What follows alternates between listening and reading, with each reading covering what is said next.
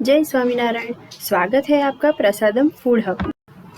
मैं हेतल वीरेन मेहता आज आपके पास कोई रेसिपी लेकर नहीं आई हूँ, लेकिन आपके साथ अपनी कुछ यादें शेयर करने आई हूँ। लेकिन सबसे पहले बड़ा वाला एक थैंक यू भी बोलना चाहती हूँ, क्योंकि इतने टाइम से मैंने कोई भी रेसिपी शेयर नहीं की है, फिर भी आप मुझसे जुड़े रहे। इतने टाइम से रेसिपी ना दे सकी, इसके पीछे एक रीज़न है मेरे गुरु प्रमुख स्वामी महाराज का शताब्दी महोत्सव। वो शानदार, दिव्य और अलौकिक महोत्सव में मैं और मेरा पूरा परिवार सेवा में कार्यरत थे, और इसीलिए आज मैं रेसिपी की जगह पे प्रमुख स्वामी नगर में हुए दिव्य अनुभव और वहाँ से जुड़ी मेरी यादें आप लोगों के साथ शेयर करना चाहती हूँ।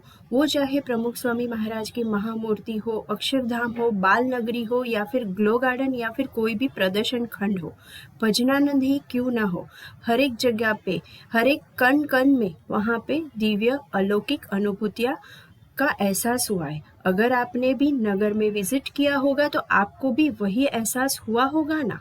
तो मैंने तो मेरा परिवार और मेरे अपनों के साथ सभी जगह से मेरी स्मृतियाँ संजोली है, और सबसे ज़्यादा मेरा अनुभव रहा है वो है मेरा ID2, यानी कि मेरा इंक्वायरी डिपार्टमेंट, जहाँ पे मुझे सेवा करने का मौका मिला था। नगर की दिव्यता या तो फिर आप चमत्कार की बात करें, तो मैं मेरा खुद का एक अनुभव आपके साथ शेयर करना चाहूँगी। मेरी माँ की उम्र है 70 इयर्स और वो हार्ट पेशेंट है, साथ में डायबिटीज़ और ब्लड प्रेशर भी है। नगर के दर्शन में आने के 2 दिन पहले उसको इतना हार्ट पेन था कि उसको उसके लिए 4 से 5 दवाई लेनी पड़ी थी। लेकिन जैसे ही वो नगर दर्शन के लिए आई, मैं खुद हैरान थी कि वो कितनी प्रसन्नचित्त थी, और सारा नगर का दर्शन उसने पैरों से चल के किया, ना कोई सहायता ली या कोई व्हीलचेयर नहीं ली, और उसको कुछ भी प्रकार का पेन नहीं हुआ। वे 2 बार नगर दर्शन के लिए आई और दोनों बार उनको सेम अनुभूति हुई, तो ये एक चमत्कार ही तो है। ये अनुभूति सिर्फ उनको नहीं, बहुत सारे लोगों को हुई। चलिए अब मैं बात करती हूँ हमारी इंक्वायरी ऑफिस की सेवा की। तो वहाँ पे हम ना सिर्फ नगर की जानकारी देते थे, लेकिन अगर कोई अपने परिवार से अलग हो जाता है या तो फिर किसी की कोई चीज़ गुम हो जाती थी, तो उसे ढूंढकर वापस करने की सेवा करते थे मैं और मेरी टीम। आज तक जितने भी महोत्सव हुए BAPS में, उसमें इंक्वायरी डिपार्टमेंट बहुत ही छोटा डिपार्टमेंट हुआ करता था, लेकिन इस महोत्सव में पहली बार इतनी बड़ी सेवा करने का मौका इंक्वायरी डिपार्टमेंट को मिला। टोटल ऐसी 6 ऑफिस थी, जिसमें यह है ID2 की टीम, और पहली बार इस डिपार्टमेंट में महिलाओं को भी सेवा करने का मौका मिला। तो हम सभी महिलाएं स्वामीनारायण भगवान और प्रमुख स्वामी महाराज और महंत स्वामी महाराज के तहे दिल से आभारी है। हमारी मेनली सेवा यह रहती थी कि अगर कोई बच्चा रोते हुए या घबराते हुए अपने माता पिता से अलग होकर आया है, या कोई बुजुर्ग आया है, तो हमें उसको कॉन्सर्न करना है और उसको कंफर्टेबल फील करवाना है, और शांति से उससे बातचीत करके उसकी जानकारी हमें लेनी होती थी। और साथ में डेस्क पे अगर कोई नगर के बारे में जानकारी लेने आता था तो वो भी हम बताते थे। एक सेवा हमारी मोबाइल हेल्पर की भी रहती थी, जिसमें हमें मे आई हेल्प यू का बैच पहन के नगर में घूमना रहता था, और किसी दर्शनार्थी को कोई हेल्प चाहिए तो हम गाइड भी करते थे। साथ में हम थोड़े से आई कार्ड्स भी रखते थे जो छोटे बच्चों के लिए रहते थे, जिसमें नाम, पता और फ़ोन नंबर लिखा हुआ रहता था। तो अगर कोई बच्चा कहीं पे गुम जाता है तो इसमें लिखे हुए नाम और पते और नंबर से हम उसके माता पिता को उसको मिलवा सके। तो ये हमारी सेवा मेन रहती थी। ये सेवा में मुझे और नया कुछ भी सीखने को मिला कि किस तरह से हम गूगल में सर्च करके भी बच्चे का या तो फिर कोई बड़ा अगर गुम जाता है और उसके पास कुछ भी एड्रेस या नाम पता नहीं है, तो हम किस तरह से उसको ढूंढ सकते हैं। उसके भी मैं 1-2 प्रसंग आपके साथ शेयर करना चाहूँगी। ये मैंने हमारी ID पे एक स्वयंसेवक भाई थे, मंथन भाई, उनसे सीखा था। क्योंकि एक बच्ची थी जिसका नाम था खुशी चौहान, जो मरीड़ा गांव से थी।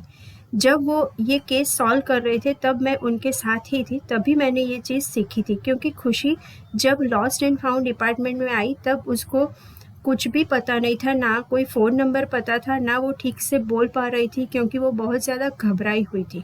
तो हमने उसको एक पेपर पेन दिया, उस पे उसने अपना नाम और गाँव का और साथ में उसके पापा मम्मी का नाम वगैरह लिख के दिया। बातों बातों में उसने बताया कि उसके पापा मरीडा गांव के बस स्टैंड के पास कोई व्यापारी है, उनको ब्रश और टूथपेस्ट वगैरह साइकिल पे जाके सप्लाई करते हैं।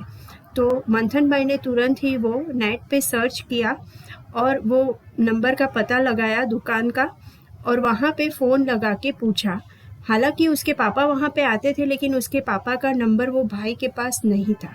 तभी हमने थोड़ी और ज़्यादा बात करके उससे पूछा कि आपके गांव में और क्या चीज़ देखने लायक है। तो उसने बोला कि हमारे गांव में एक मेलड़ी माता का मंदिर है, बहुत फेमस है। तो मंथन भाई ने तुरंत ही नेट पे से वो माता जी का जो मठ था वहाँ के पुजारी का नंबर निकाला और उनसे बात करनी चाहिए। जब वो बात कर रहे थे तभी मैंने, बच्ची रो रही थी, तो बातों बातों में उसको बहलाने के लिए पूछा कि क्या तुम स्कूल जाती हो, स्कूल में आप क्या खाना लेके जाते हो। उस तरह से मैंने उसको डाइवर्ट करना चाहा और सोचा कि अगर वो कुछ बता सकती है तो।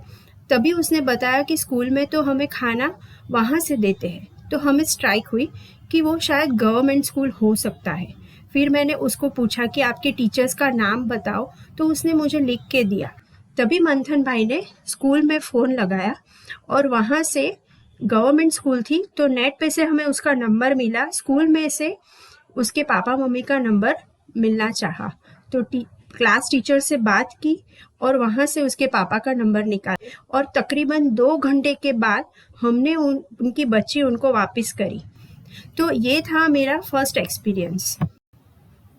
दूसरा एक ऐसा ही प्रसंग था भावना बहन का, जिसकी मैं साक्षी रही हूँ। तकरीबन 35 साल की रही होगी और उनके साथ उनका छोटा सा बच्चा भी था, लेकिन उनके पास खुद का फ़ोन भी नहीं था और बच्चे के साथ वो अपने परिवार से अलग होके हमारे डिपार्टमेंट में आई थी। और तभी उनके माता पिता का और भाई का नंबर भी उनके कुछ भी पता नहीं था, बस थोड़ा सा पता था। तो वो कुछ एरिया है औढव करके अहमदाबाद में, वहाँ पे तेजेंद्र विहार करके सोसाइटी में रहती थी। उनकी जो सोसाइटी है उनके बाहर एक आभूषण ज्वेलर्स है। मैंने उनको नेट पे वो फ़ोटो दिखाई तो तुरंत ही वो बोली, हाँ यही दुकान मेरे घर के पास है। तो हमने वो बंदे को फ़ोन लगाया नेट पे से और वहाँ से जो भाई काम करता है उनको पूछा, लेकिन वो इनके बारे में कुछ पता नहीं रखते थे, लेकिन उन्होंने सेवा करनी चाहिए और वो वहाँ पे जो उनका घर नंबर था वहाँ ढूंढने गए। मीनवाइल हमारे यहाँ पे जो स्वयं सेवक थे संजय भाई, वो भी उस एरिया से बिलोंग करते थे।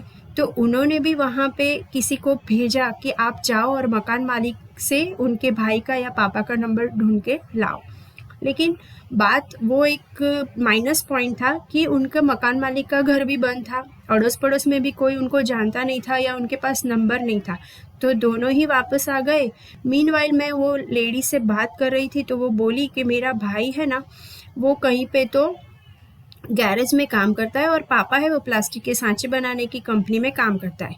लेकिन वो एड्रेस पता नहीं था, सिर्फ गैरेज वो शायद घर के पास ऑर्डर 4 रास्ता के पास है।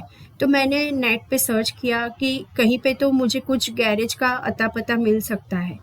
तो मैंने ढूंढा तो एक गैरेज का फ़ोन नंबर दिया हुआ था, तो मैंने उनको फ़ोन लगाया, वो बात की। वो बोला कि ये जो है फैमिली वो मारवाड़ी है, इस तरह का नाम है, हम नगर से बोल रहे हैं और आप क्या उनको जानते हैं। वो बोले मेरे पास तो ऐसा कोई काम नहीं करता है।